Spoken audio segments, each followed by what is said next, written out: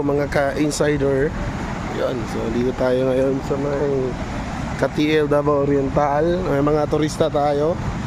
So, mga turista, hello. So bawal po mag-park sa bridge, no? So dapat doon po kayo sa unahan.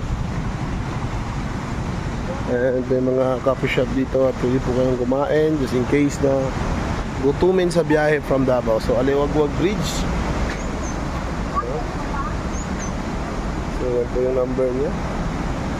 And malakas po ang agos ngayon dahil maulan.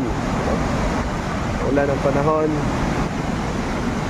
And kita nyo naman guys, daloy ng tubig.